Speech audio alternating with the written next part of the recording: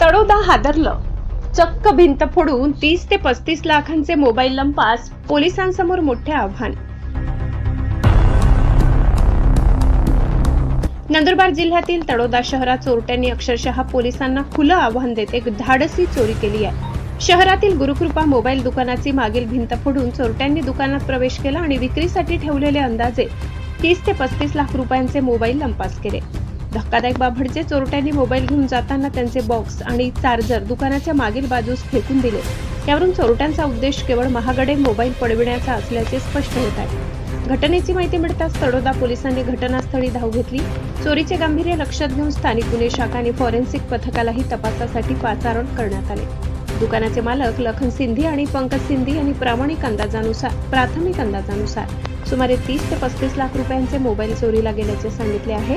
दरम्यान दुकानातील सीसीटीव्ही फुटेजमध्ये चोरट्यांनी तोंडाला रुमाल बांधून चोरी केल्याचे स्पष्टपणे दिसून येत आहे. पोलिसांनी फुटेज ताब्यात घेतले असून आरोपींचा शोध सुरू आहे. तळोदा शहराच्या मध्यवर्ती भागात घडलेल्या धाडसी चोरीमुळे व्यापाऱ्यांमध्ये भीतीचे वातावरण निर्माण झाले आहे.